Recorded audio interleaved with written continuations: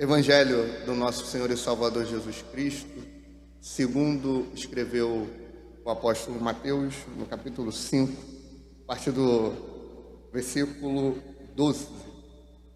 Alegrai-vos e exultai, porque é grande o vosso galardão nos céus, porque assim perseguiram aos profetas que foram antes de vós. Amém? Os irmãos podem sentar em nome de Jesus.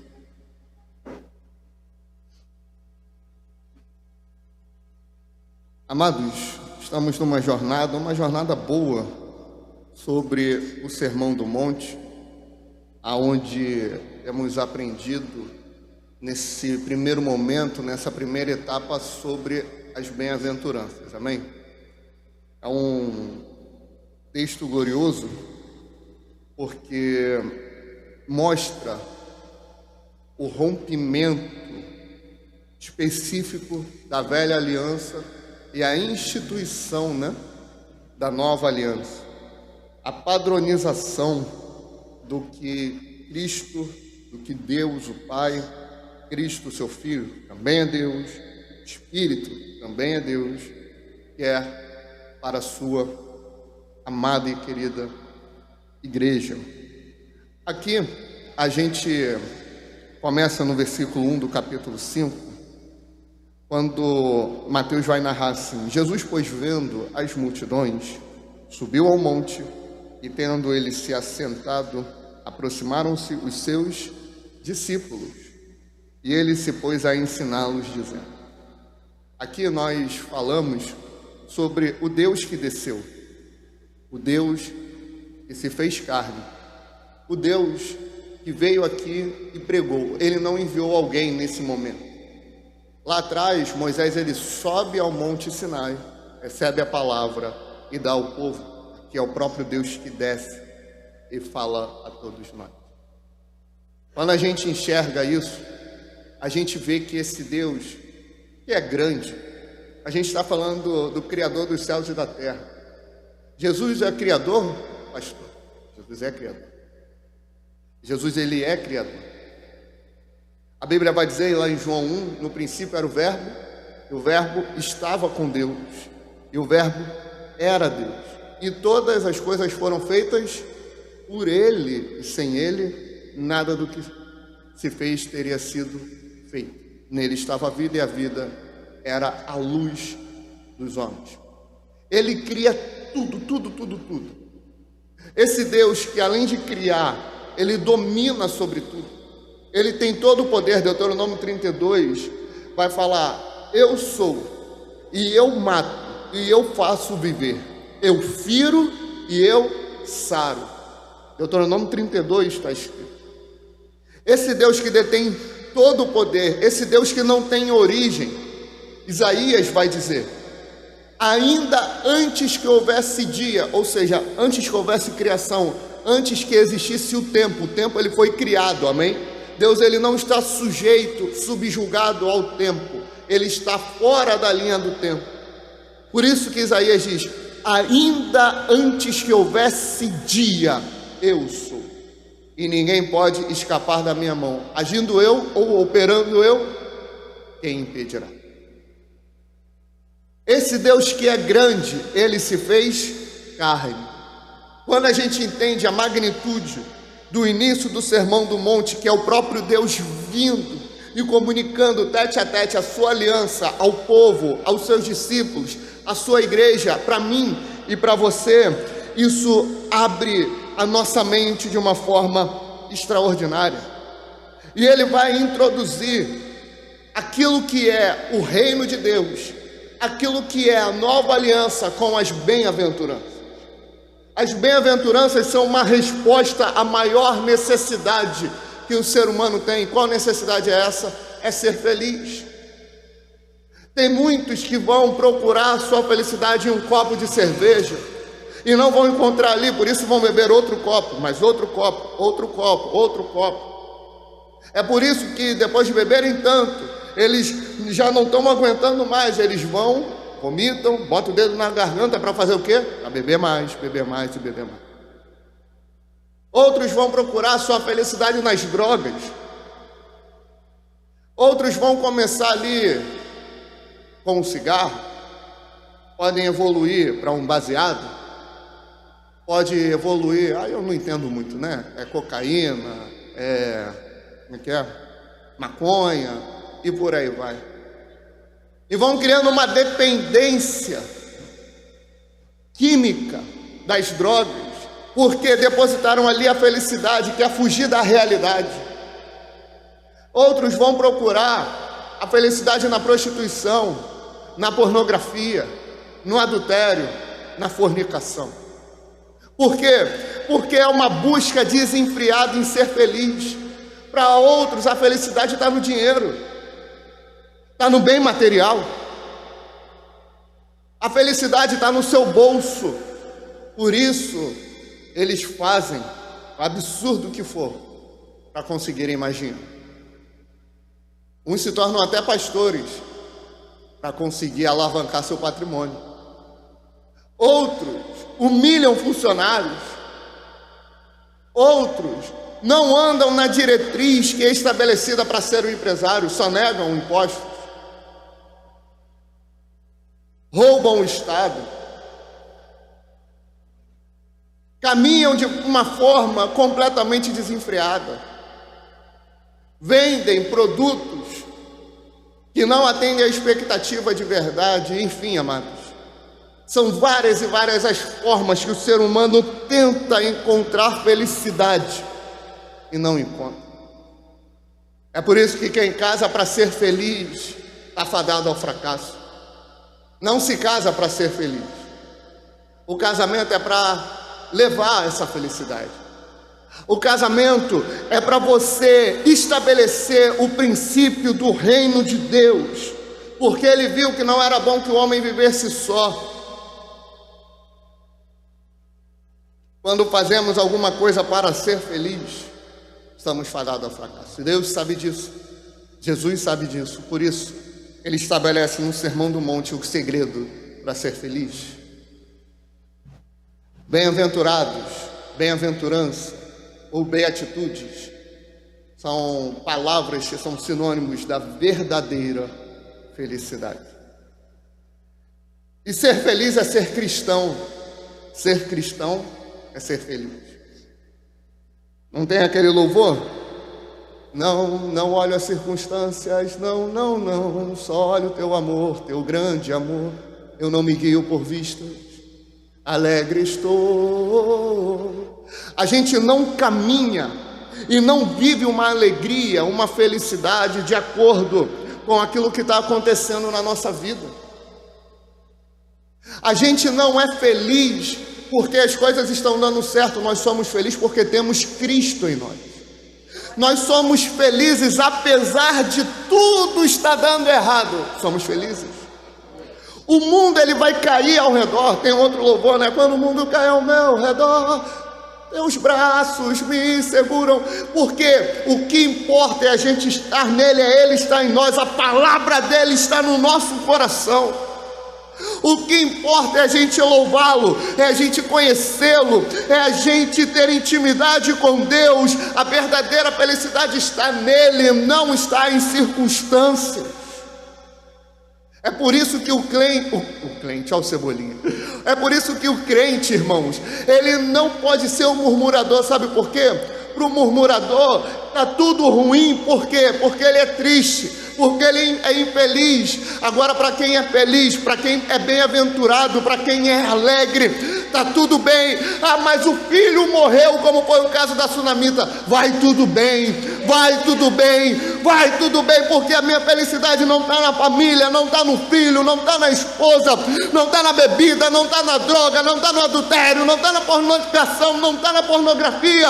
A minha felicidade está em Deus, a minha bem-aventurança está no Pai, a minha beatitude está no Espírito Santo de Deus.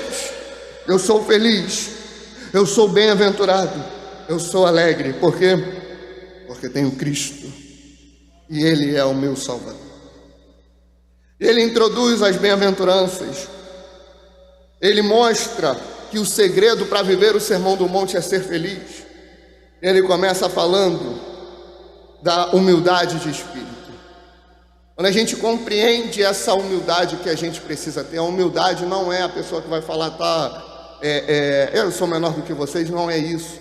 É reconhecer que você erra, é reconhecer que a gente peca. A teologia, ela é prática. A teologia não é só um conglomerado de conceitos para fazer a gente ser um pouquinho mais inteligente do que aqueles que não estudam a Bíblia. A Bíblia, a teologia, a palavra de Deus, ela é para nos mostrar como temos que ser na prática. Então essa humildade que Jesus fala, ou esse pobre de espírito, é quando a gente reconhece as nossas mazelas. E perceba, quando a gente reconhece que somos pobres de espírito, nós conseguimos ser misericordiosos. Percebe como está conectado? Aquele que tem a humildade de espírito, aquele que é pobre de espírito, será misericordioso. Olha o verso 3, bem-aventurados os humildes de espírito, ou os pobres de espírito. Olha o verso 7, bem-aventurados os misericordiosos. Para você agir e receber essa misericórdia e ter misericórdia, é só reconhecendo que você também é pobre de espírito. É só reconhecendo que você precisa de Deus. É só reconhecer que você também erra. Um dos maiores desastres da humanidade se chama casamento. Por que o casamento é tão desastroso? Porque quando você erra, você sempre olha para o cônjuge e fala assim: eu errei porque você fez isso. Eu falei porque você fez aquilo. A gente não assume o nosso erro. Teve alguém que fez isso lá atrás. Quem foi? Adão. Senhor, a mulher que tu me deste. Ele não botou nem a culpa na mulher, já. Sem vergonha do Adão, né? Ele botou a culpa em Deus. Foi a mulher que o Senhor me deu. Então a culpa de eu ter pecado é de quem? É tua, Deus. A gente não assume os nossos erros. A gente não é pobre de espírito. A gente não é humilde de espírito. Precisamos reconhecer a nossa limitação, amado, e ser misericordiosos. A misericórdia vai falar dessa empatia, de você olhar para o teu próximo, para o teu irmão, para o membro da igreja, para a tua esposa, para o teu marido, para o teu filho, para o teu pai. Quando ele errar, porque ele vai errar, você reconhece o teu pecado, e você também vai reconhecer que ele pecou e ele precisa de misericórdia. Misericórdia. Dessa forma, nós vamos chorar. Quando a gente chora, quando a gente lamenta diante de Deus, a gente está chorando porque a gente peca. A nossa geração de igreja, a nossa geração cristã, ela está com uma mania de reconhecer que peca. Mas ela está passando a mão no pecado. Não, eu pequei. Antigamente não, era tudo santarrão, né? Era as irmãs do coque, né? Era o saião, era tudo santo. Ninguém era. Era tudo pastor santo. Blazer, como é que é? Terno, gravata. Aquela coisa, terno e gravata não quer dizer nada. Os maiores endemoniados do Brasil estão lá em Brasília, tudo cheio de terno e gravata, né? Mas tudo terno, gravata, posando como santo. Agora não, a geração entendeu que peca. Só que ela não reconhece que precisa de mudanças. A geração não reconhece que precisa se atentar.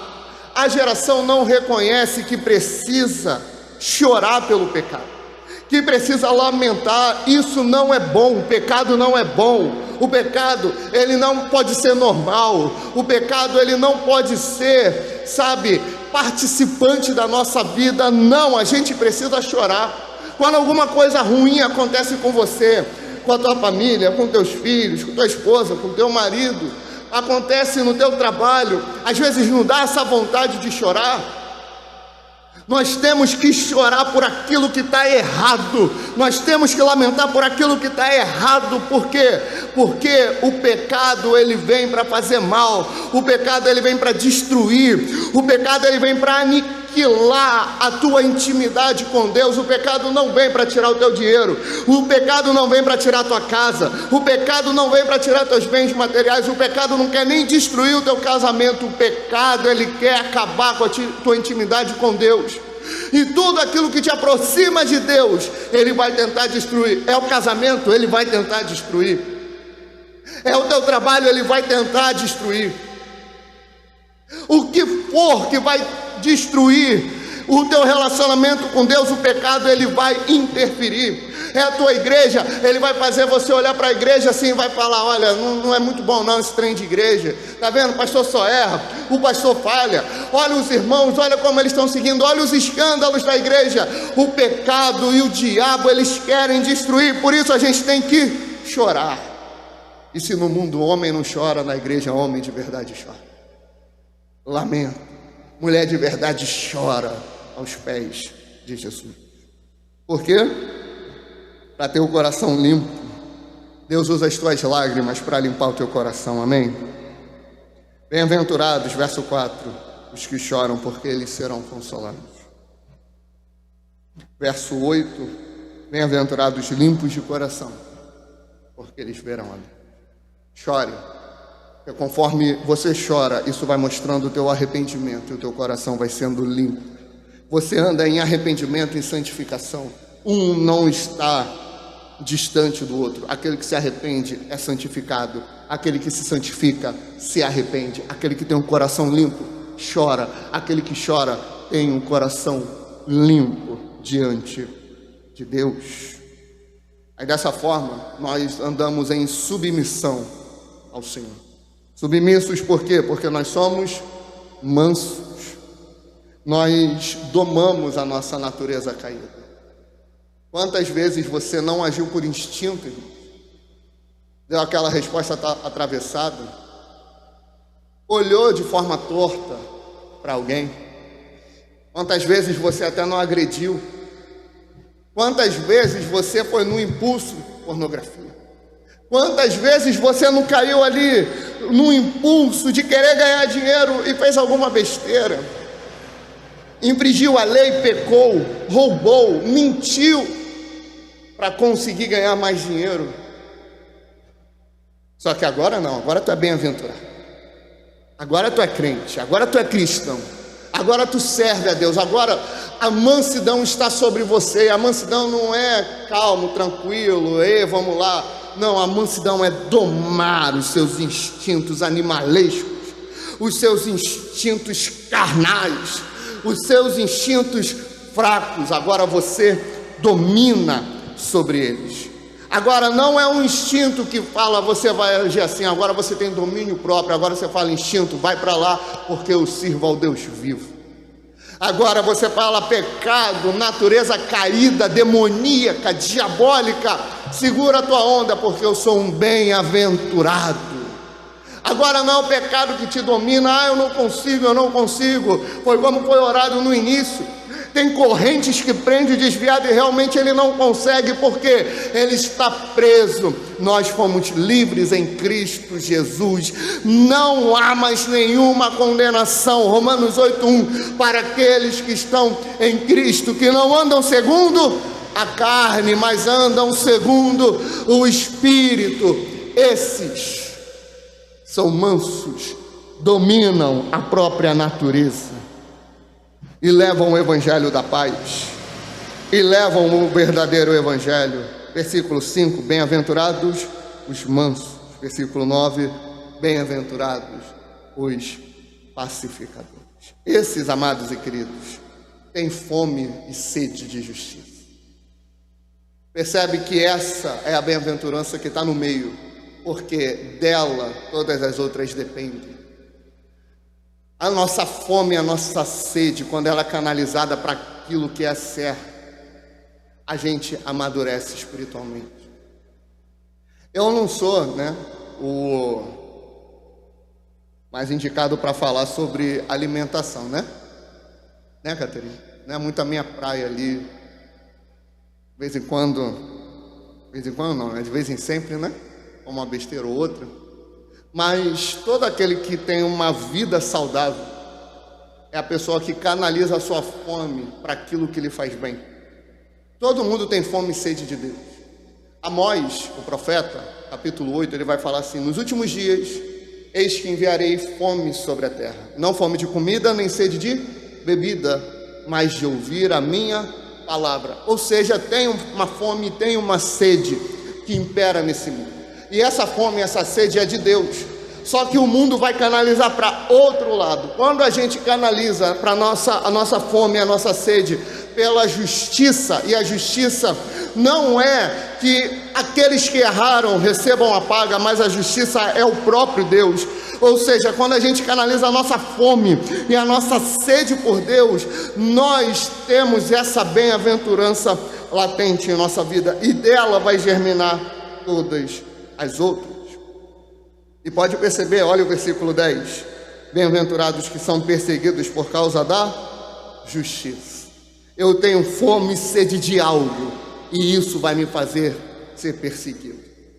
O meu estilo de vida, aquilo que eu busco, vai definir o que eu sou, irmã Alessandra, aqui nessa terra, e isso vai me fazer ser perseguido. Isso vai incomodar a nossa nação, isso vai incomodar o mundo. Você sabe, quando a gente está na escola, aí você vê os meninos tudo pegando as meninas, né, Matheus? Você vê eles chegam a uma determinada idade, começam a falar de suas vidas íntimas. Alguns são até mentirosos, né? Só que aí a gente que não participou disso, né? Aí era mal visto, aí virava chacota, aí era perseguido. É dessa forma que a perseguição vem. Quando você se coloca na contracultura, a cultura do mundo. Quando você coloca um posicionamento firme, o mundo pode estar fazendo isso e pode achar normal. Eu sou cristão, eu sirvo a Deus. Eu vou me guardar até o meu casamento. Eu não vou falar palavra torta, eu não vou falar palavrão, embora tenha um monte de crente que acha super normal falar palavrão. Mas eu não vou, por quê? Porque tem um anjo na porta dos meus lábios, como fala o Salmo, e ele guarda e vigia tudo que eu falo. Mas não, você pode falar, não, eu não posso, porque a boca fala do que está cheio no coração, e o meu coração está cheio da palavra de Deus. Ah, você quer ser o certinho, você quer ser o santo, o que você acha, o que o mundo acha que a gente quer ser, não importa. O que me importa é o que o meu Deus vê de mim, e se isso vai me fazer ser perseguido, que assim seja. Mas eu sou feliz, e eu sou alegre, quando por causa dele eu for injuriado, quando por causa dele eu for perseguido, porque assim fizeram com os profetas, assim fizeram com os apóstolos, assim fizeram com os pais da igreja, assim fizeram com os reformadores, assim fizeram com os puritanos, assim fizeram com os avivalistas, assim a sociedade faz com a igreja, e eu sou igreja, eu sirvo a Deus. É ter o posicionamento firme, porque eu tenho fome e sede de Deus. Eu me sacio de Deus. O mundo pode odiar isso, mas eu amo. E cabe o servo ser igual ao seu Senhor, o enviado como aquele que o enviou. Se perseguiram a ele, claro que nos perseguirão. Claro que virão atrás de nós. Claro que tentarão nos destruir. Essa teologia falida da prosperidade, essa teologia falida do coach, de que tudo vai dar certo, que a igreja não vai ser perseguida, que a gente vai ficar bem, que vai dar tudo certo, é uma teologia mentirosa, é um ensinamento mentiroso. São igrejas falidas, são falsos profetas, são falsos pastores que estão enganando o povo de Deus. Nós não fomos chamados para a nossa vida dar tudo certo, a gente foi chamado para viver piamente em Cristo e padecer perseguição. Paulo fala sobre isso em Filipenses. As bênçãos que temos, amados, não é uma bênção de tudo bem, de tudo tranquilo, mas são bênçãos que o mundo inveja e são inalcançáveis, Pai. A nossa bênção é o reino dos céus. Olha o versículo 3 mais uma vez: bem-aventurados os humildes de espírito, porque deles é o reino dos céus. Porque deles não é o reino dessa terra, porque deles é o reino dos céus. A nossa herança é o céu, a nossa herança é o que Cristo conquistou por nós na cruz, é o perdão dos pecados, é a redenção. A humanidade, ela passou por vários processos, o primeiro deles, criação. A humanidade, ela foi criada, ela foi estabelecida para governar essa terra, mas ela não quis, ela pecou, ela voltou atrás. Por isso o segundo processo é a queda. A humanidade se afastou de Deus. O Espírito vinha na viração do dia, todos os dias, para falar com o homem, só que o homem não quis, o homem preferiu o pecado. Adão preferiu o pecado, Eva preferiu o pecado, todos nós preferimos o pecado. Só que veio o terceiro processo, que é a redenção. Eu e você ganhamos o acesso ao reino.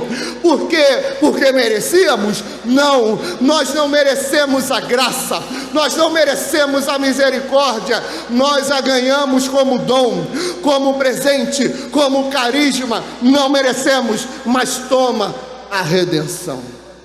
É o que foi conquistado na cruz. Esse é o reino dos céus. Esse é o reino que eu e você temos. Não é o reino do mundo, não é um reino humano. Por isso a minha obsessão é o reino de Deus, é o reino dos céus. A igreja, ela tem mais autoridade nessa terra do que Luiz Inácio Lula da Silva, do que Macron. É presidente da França ainda, ele? É, né? A gente tem mais autoridade do que ele. A gente tem mais autoridade do que Donald Trump. A gente tem mais autoridade do que as tais das 13 famílias que governam o mundo. A gente tem mais autoridade porque eles não têm o poder, eles não têm a unção. Eu e você temos o reino dos céus. Ele veio anunciar esse reino e ele não está distante. Lucas 17, ele não está distante de nós, ele está no nosso meio. Aquele que tem os meus mandamentos e os guarda, esses são os que me amam. E aquele que me ama será amado de meu Pai. E eu também o amarei e me manifestarei. E me manifestarei a Ele. Oh, glória a Deus. Louvado seja o nome do nosso Deus, Deus vivo, santo e poderoso. Bem-aventurados que choram, porque eles serão consolados. Enquanto o mundo murmura, chora, não alcança nada na igreja. Quando a gente chora, a gente alcança o consolo. É por isso que Cristo, ele fala: olha só, eu vou, mas eu vou enviar o aio. O aio é um termo grego para o outro, aquele que vai vir na minha missão e vai continuar o que eu estou fazendo. Eu vou embora. Enquanto as nações servem a outros deuses que não estão próximos, eu vou embora. E o Senhor então não vai ficar próximo de nós? Não se preocupa, porque eu vou, mas eu vou enviar o aio, o outro consolador. Ele vai andar nas minhas palavras, porque eu e ele e o Pai somos um. Eu vou enviar o outro consolador. Bem-aventurados que choram, porque serão consolados. Recebemos o consolo, o Espírito, porque choramos. Bem-aventurados os mansos, olha a bênção, porque herdarão a terra. Sabe o que é herança? Herança é aquilo que a gente não necessariamente trabalhou, mas recebemos. Não, a gente não necessariamente botou um dinheiro ali e investiu, mas a gente recebeu aquilo como herança. Aleluia. Recebemos. Os judeus ansiavam. Receberam a promessa por Abraão, receberam a promessa por Isaac, receberam a promessa por Jacó. Vocês vão herdar a terra, vocês vão receber a terra que eu prometi aos seus pais, vocês vão receber, e eles conquistam. Só que essa terra, conforme eles erraram e pecaram, eles entraram em idolatria. O que aconteceu? As nações pegaram, subjugaram, fizeram o povo judeu, Israel, de escravo, porque eles desviaram. Mas na nova aliança não é assim. Quando a gente se converte, o Espírito entra, nós somos transformados pelo poder de Deus. A partir de então nós temos a herança estabelecida, novos céus e nova terra, é mil e eterno. Bem-aventurados que têm fome e sede de justiça, porque eles serão fartos, eles serão saciados. Enquanto para aquele que procura a felicidade num copo de cerveja, um copo não basta, vai para 2, vai para 4, vai para 8, vai para 16, vai para 32, vai para 64. Enquanto ele vai bebendo mais e mais e mais, e nunca se sacia, a gente vai mergulhando na palavra mais e mais e mais. E a gente só mergulha mais e mais e mais, porque ela vai nos saciando, saciando, saciando, saciando, saciando. Bem-aventurados misericordiosos, porque eles alcançarão misericórdia. Bem-aventurados pacificadores, porque eles serão chamados filhos de Deus. A misericórdia veio até nós, agimos com misericórdia. Somos filhos de Deus porque levamos essa paz, levamos esse evangelho. E seremos perseguidos. Bem-aventurados sois quando vos injuriarem, perseguirem, mentindo, disserem todo o mal contra vós, por minha causa. Alegrai-vos e exultai, porque é grande o vosso galardão nos céus. Porque assim perseguiram os profetas que foram antes de vós. A perseguição sempre esteve. O bem-aventurado, ele chora. O bem-aventurado, ele é manso. Ele tem fome e sede.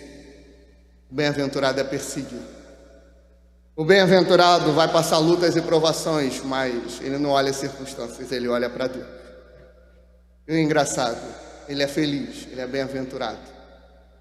Ele é alegre e ele exulta quando ele é perseguido. Por quê? A gente não merece, irmãos. Mas Deus nos dá a bênção de ser perseguido. É uma honra ser perseguido pelo nome de Jesus. Porque é grande o vosso galardão, porque assim perseguiram os profetas que foram antes de vós. Só que no 11 vai falar, bem-aventurados sois quando vos injuriarem e perseguirem. O mentirem aqui, ou injuriarem, vem do grego, é mais ou menos assim, pseudonomaion, daí que vem a palavra pseudo, que é falso, que é o fake, é a mentira. Eles vão inventar mentira.